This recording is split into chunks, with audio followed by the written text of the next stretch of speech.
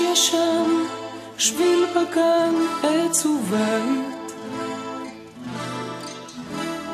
אבא כאן, אמא שם, כאן נשארתי.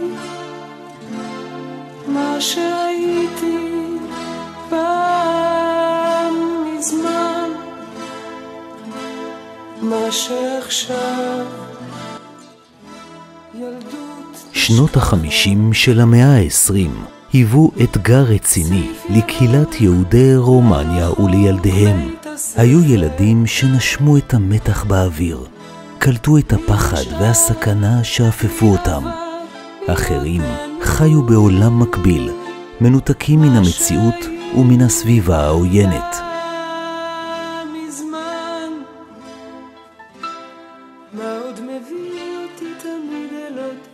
עבורם, העלייה שנתקע אותם מחבריהם ומכל המוכר והאהוב, ונותרה טראומה עד אשר הפרויקט של ילדי סוצ'אווה אפשר את השלמת הפאזל. לאורך הרחוב המתרוקן, דבר לא ישתנה. הסרט יספק הצצה לגורל היהודי בעולם, שהתנהל בעולמות מקבילים.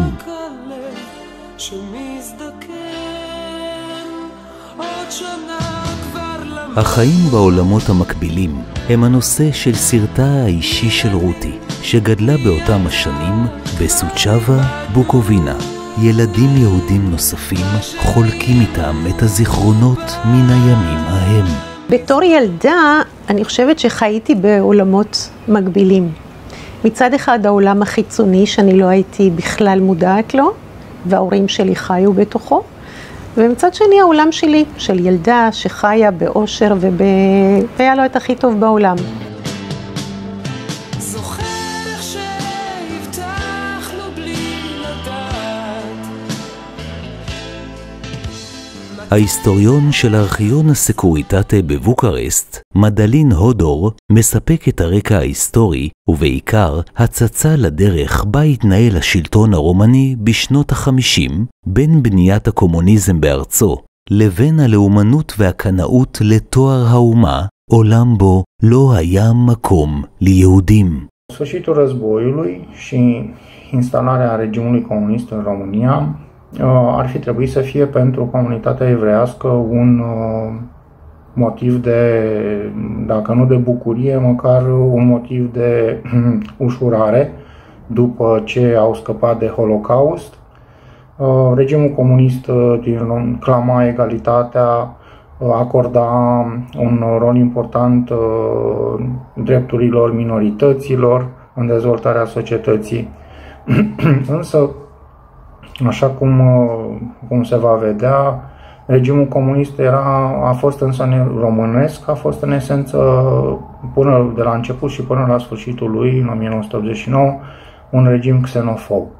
Un regim care, pe lângă faptul că era comunist, era și foarte naționalist, un regim care ura minoritățile și orice ținea de ceea ce era perceput ca fiind un corp străin în rândul națiunii române. אני לא כך הבנתי מי נגד מה ומה קורה, ובדיוק הייתי בפיוניer, בדיוק החיים היו יפים. Majoritatea evreilor din proaspăta Republică Populară Română au avut neplăcuta surpriză să constate că sfârșitul războiului nu a coincis cu perioada de liniște la care sperau.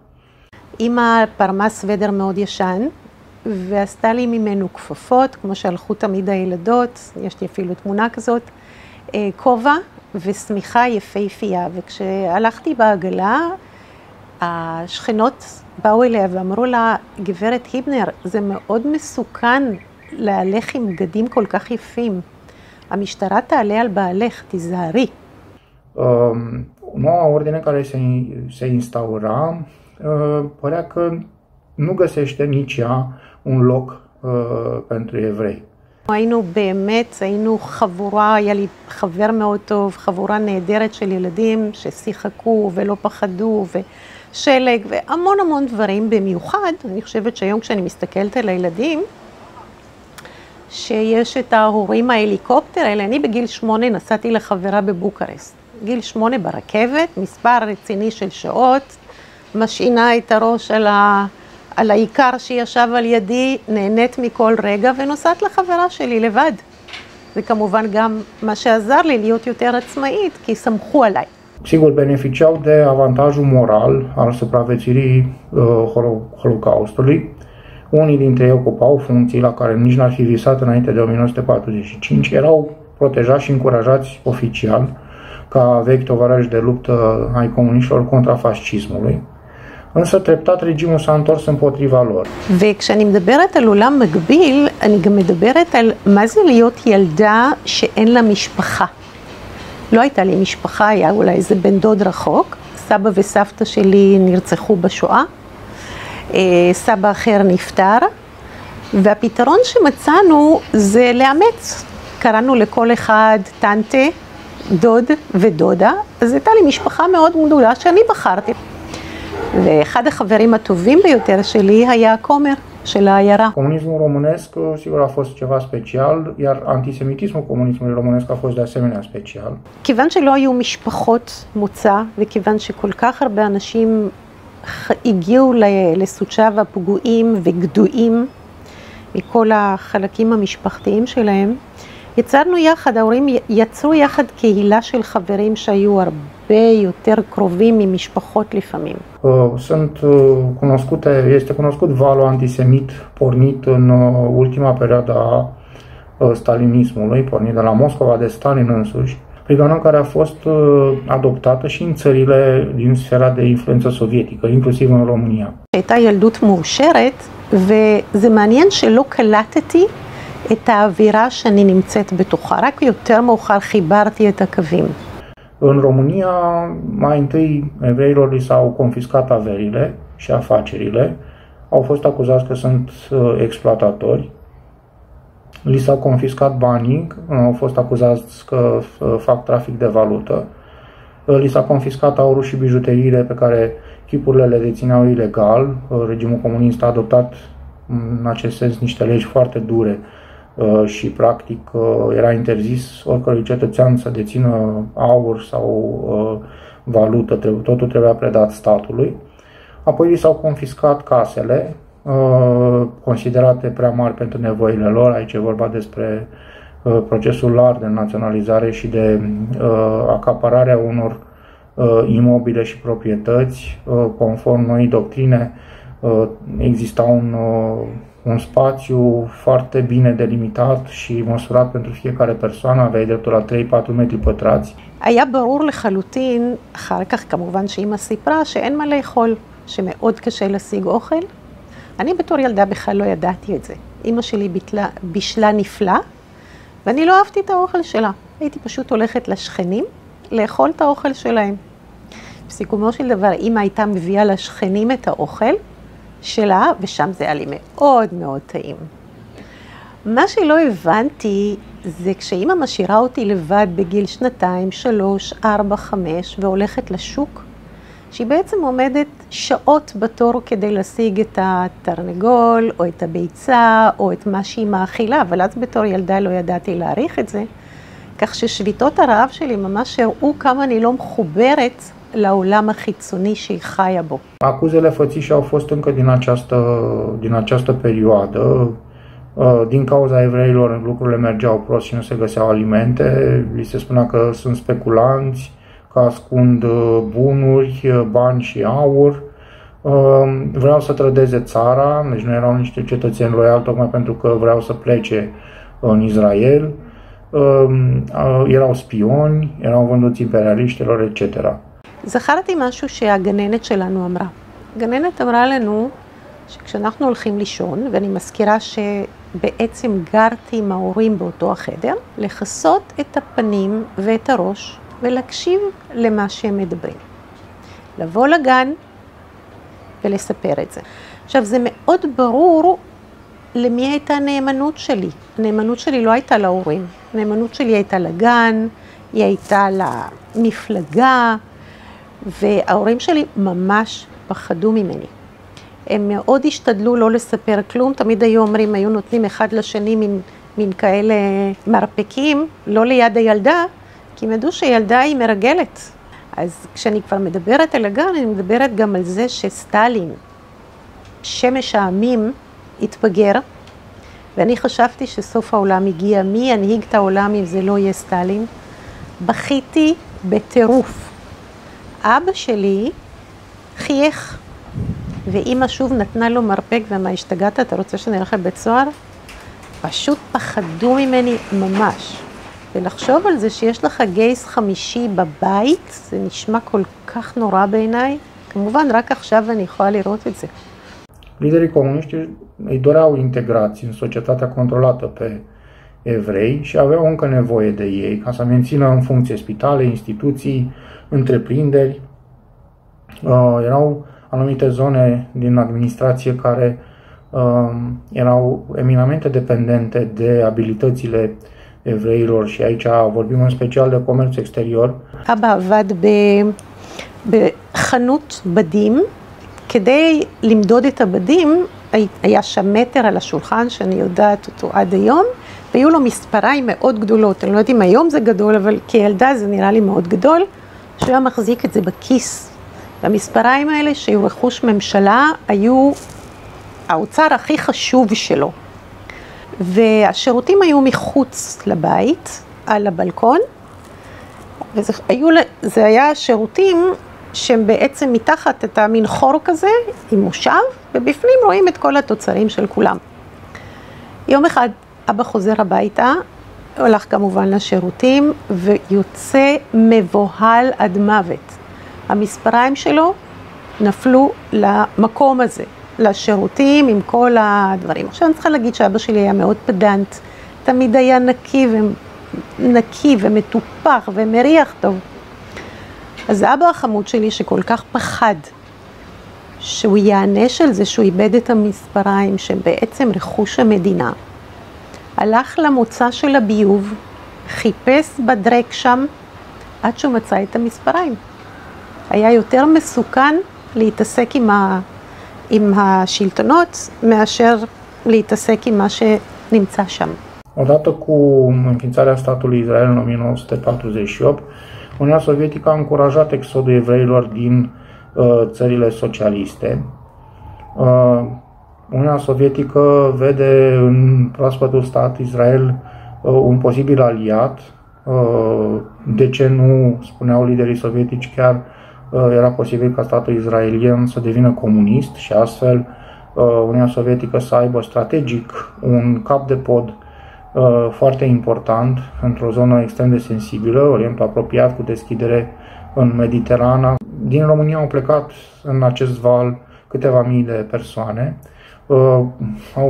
Evreii din România au plecat cu vase, cu materiale de propagandă comuniste, chiar cu o mică tipografie, cu standarde comuniste și așa mai departe. La foarte scurtă vreme, însă, comuniștii au suferit o cruntă dezamăgire pentru că tânărul stat israelian nu s-a alăturat democrațiilor populare în lupta împotriva imperialiștilor, cum li se spuneau aliaților occidentali în acea perioadă. ברגע שהם הגיעו לסוצ'אווה בשביל לעלות יותר מאוחר לישראל, מה שלקח להם 11 שנה בעצם.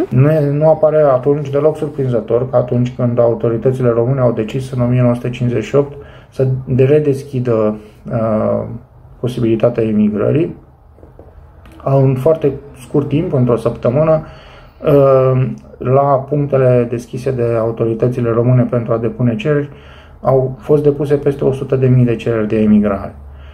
Ceea ce pentru autoritățile române a fost un șoc, nu-și imaginau că atât de mulți cetățeni evrei vor să părăsească România. A fost o indignare împărtășită de liderii comuniști. Gheorghe Maurer i-a explicat, i-a spus rabinului Rosen că el intenționase să rezolve problema emigrării, dar nu se aștepta ca un număr atât de mare de persoane să dorească, citat, să fugă din România, iar el se simțea ca un director de penitenciar. מה שלא ידעתי שבו זמנית ההורים שלי מחכים כל הזמן לאישור יציאה מרומניה להצטרף למשפחה שלהם בישראל. אז נכון שהיה שם רדיו חופשי, שהיו מכבים את האור, וב-56 שמענו שם חדשות, אבל לא חיברתי את זה לעובדה שהם חיכו כל כך הרבה שנים לעלות לארץ. Această perioadă inițială, la deschiderea imigrărilor, coincide practic cu începutul operațiunii de vânzare a evreilor, așa cum este ea cunoscută astăzi. Ei, toată această operațiune este documentată în arhive, în arhiva fostei securități, care se găsește la Consiliul Național pentru Studierea Arhivelor din București, în fondul de arhivă. Pe această operațiune de vânzare a evreilor, începută în anii 50, a fost lipită de acest corp de arhivă, care conține 297 de volume. 21 de volume din acestea conțin exclusiv afacerea denumită eufemistic vânzare de viză pentru evrei și germani. באחד הלילות הגיע אלינו איש סקוריטטה או איש חבר, אני לא יודעת, הם קיבו את האורות, ואני לא כך הבנתי במה מדובר, והוא דיבר איתם, ואחרי כמה זמן ראיתי את אמא ואבא מתחבקים, ואני הייתי בחוץ, לא הבנתי מה השמחה הגדולה, מה קרה, המוזרות הזאת. ואז הם אמרו לי שבעצם הם חייבים לעזוב את רומניה תוך 24 או 48 שעות, אני לא יודעת. ואני לא יכולה להיפרד מהחברים שלי ואני לא יכולה לספר את זה לאף אחד. Astfel încât a început etapa extrem de, nu știu, imorală, în care oameni au fost pur și simplu vânduți în contrapartidă cu porci, vite, câini uneori și așa mai departe. Statul israelian plătește pentru eliberarea vizelor pentru aceste persoane, plătește cash, bani care sunt aduși cu valizele, dolari, zeci de milioane de dolari, plătește prin echipamente industriale, plătește prin, de exemplu, ferme moderne de creșterea păsărilor sau echipament de extracție petrolieră pe la adâncimi mari sau armament uneori, dar în situații mult mai rare, dar cel mai mult plătește prin garantarea unor împrumuturi pe care statul român le contactează la anumite bănci internaționale, împrumuturi pe care Nicolae Ceaușescu le folosește pentru a crea acel boom economic românesc din anii 70, când în România situația se îmbunătățește un pic, nivelul de trai crește, se construiește masiv, se investește în industrie. Ei, o parte din acei bani sunt obținuți de Nicolae Ceaușescu de la bănci internaționale prin mijlocirea, înlesnirea de către statul Israel al acestor împrumuturi, statul israelian care, pe lângă banii pe care îi dă pentru fiecare persoană care emigrează, suportă și dobânda aferentă acestor împrumuturi, o dobânzi care se cifrează de la 5 la câteva zeci de milioane anual.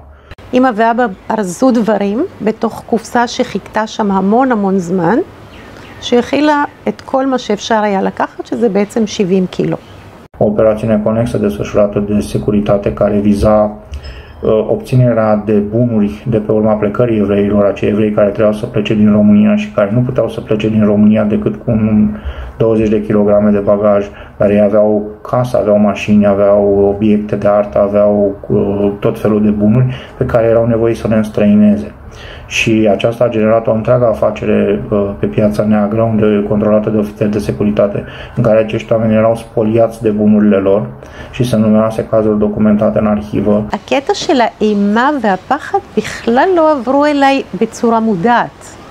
הם עברו ככה בתת מודע, ואני יכולה להגיד שבאותה מידה, כשאנחנו מדברים על עולמות מקבילים, יש משהו שעובר מדור לדור לדור, בצורה לא מודעת.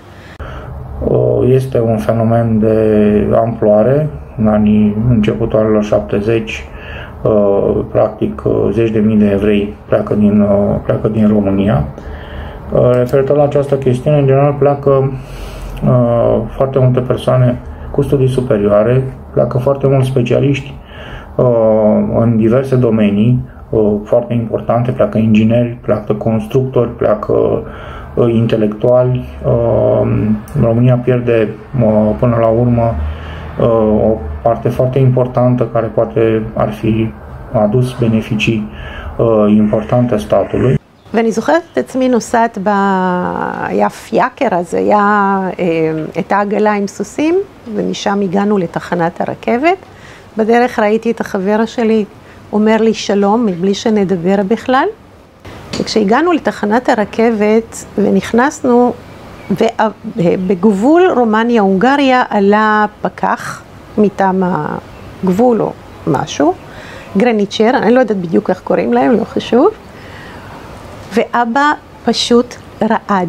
בחיים לא ראיתי את אבא רועד, הוא רעד, פחד מוות, ואני לא הבנתי מה קורה לו. ברגע שעברנו את הגבול להונגריה, אבא לקח אותי לשיחה ואמר לי מילים שככה הדהדו בי כל חיי. אחד, מה שהיה לך פה לא היה. כי בעצם זאת לא המציאות. המציאות שלנו שאנחנו יהודים, שלא רצינו להיות פה, שאנחנו עולים לישראל, לגן העדן. וזה מעניין כי באותו רגע נמחקו לי כל הזיכרונות. פשוט, אני לא הייתי מודעת, אבל במשך שנים עד שפגשתי את לילי, לא זכרתי המון דברים מתוך הילדות שלי. Ce este interesant, așa cum o spuneam, este că această operațiune, deși s-a solicitat în mod expres de către autoritățile române ca totul să se petreacă foarte în secret și să nu existe niciun fel de informații referitoare la această chestiune, motivele fiind evidente, că dacă se afla că statul român vinde evrei potențialul de, să spunem, de imagine pe care l-ar fi suferit, era de necalculat. Deci autoritățile române au cerut strict păstrarea secretului. ואבא גם סיפר על הפחד ועל צו המאסר שהיה נגדו, וגם הסביר לי למה האיש הזה היה בחושך, והוא התריע שאם אבא ואמא לא יעזבו מיד ולא ישאירו את הכל, אבא עלול להיאסר. הגענו לארץ, והדבר המקסים היה שבשדה התעופה חיכתה לי משפחה. סוף סוף יש לי משפחה מאוד גדולה, מקסים. ואז התקבלנו, נסענו לגור אצל הדודה שלי בג'בליה ביפו, איך אני אקרא לזה? זה ההלם של הריח, של הרעש, של השפה, שלאן הגעת, זה היה הלם תרבותי לאן הגעתי. ובמיוחד שזה ממש זה לא גן עדן. לא הבנתי מילה עברית, לא ידעתי כלום, וכשהתיישבתי בכיתה ממש הייתי רגילה להיות תלמידה מאוד טובה. לא ידעתי מה המורה רוצה, איך קוראים לה, מה הסיפור, חוץ מזה, חוץ ממתמטיקה, שזה היה, אוקיי, חשבון יכולתי לפתור. Și de menționat la sfârșit, doar faptul că această operațiune practic a avut efectul de, pe lângă faptul că a distrus o comunitate cu rădăcini adânci în România și o cultură care a avut o influență foarte mare asupra spațiului românesc. וזה מתחבר לאיזשהו מסר שקיבלתי תמיד מאבא ולא רציתי להאמין, אל תסמכי על כלום. שום חומר, שום דבר. יש רק דבר אחד שהוא עיקר ערך, זה מה שאת לומדת ומה שאת לוקחת איתך. בנק יכול ליפול, מדינה יכולה ליפול, כסף יכול להיות מולאם, שום דבר לא בטוח. וצחקתי עליו. אמרתי לו, נו, אתה והשטויות שלך. היום אני כבר לא צוחקת עליו.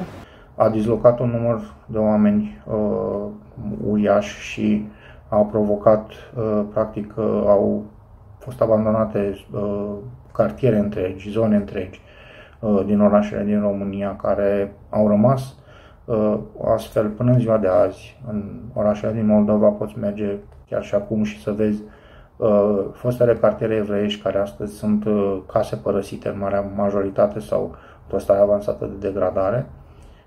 Chiar și în centrul Bucureștiului, de exemplu, fostul cartier evreiesc sunt numeroase case care au aparținut acestor evrei care au plecat care au emigrat din România și care sunt astăzi într-o stare deplorabilă și există această conștiință a oamenilor, a locuitorilor, că acolo locuiau cândva evrei. Deci, pe lângă pierderea de ordin cultural, de ordin social, de ordin economic, este și această mare pierdere a unei comunități care a jucat un rol important în istoria României și de care România, statul comunist român, s-a dispensat foarte ușor, mult prea ușor. מאוד מאוד חשוב לי לציין שבמשך שנים חשבתי שעברתי איזושהי טראומה שכתוצאה ממנה אני לא זוכרת את הילדות שלי. ואחד הפסיכולוגים שאיתו עבדתי אמר פעם שבעצם יש גם טראומה הפוכה, עלייה, או כשאתה רוצה ממש לשכוח גם משהו טוב כדי שתוכל להתערות ולהיות ישראלי ולהיות חלק מהמדינה הזאת, אתה גם שוכח. אז שליליקה התחילה עם כל הסיפור הזה של להתחבר מחדש עם כל הילדים.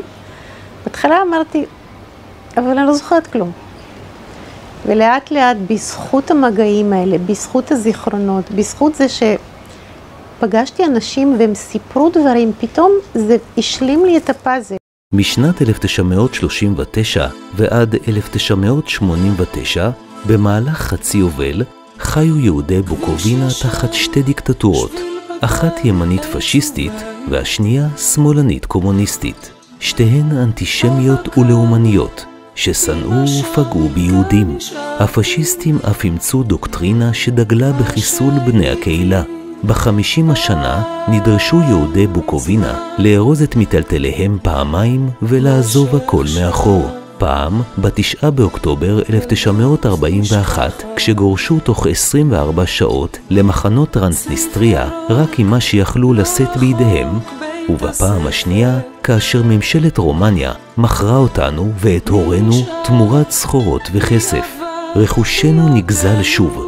עלינו עם ארגז שנשא 70 קילוגרמים חפצים בסיסיים בלבד, אך בתוכו עלו איתנו התקווה.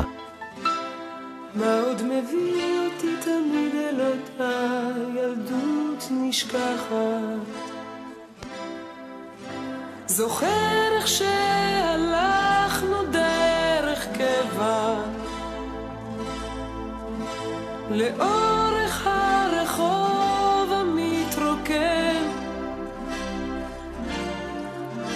דבר לא השתנה, רק פה ושם דוהה הצבע. הרצון להיטמע בחוויה הישראלית, ביחד עם כוח אדיר להגשים ולממש. עוד שנה כבר למדנו מי אני, מי אתה, כבר איבדנו מה שהיינו פעם מזמן. מה עוד מביא אותך תמיד אל אותה ילדות נשכחת? זוכר איך שהבטחנו בלי לדעת מתי ואיך נחזור להיפגש. נדמה שרק אתמול אבל השמש כבר שוקעת, אולי זה רק הלב שמתרגש שביל בגן עצובי. בחרדה והפחד שחווינו שם עלו איתנו. משפחותינו, ניצולי השואה, חוו את ידה הקשה, האנטישמית של שני השלטונות. מהורינו למדנו לאסוף את הכוחות, להתמודד, להסתגל ולהתקדם, להפוך ממהגרים לאזרחים ישראלים. גם הפעם יהודי בוקובינה בנו מחדש את ביתם, אך הפעם במדינתנו החופשית.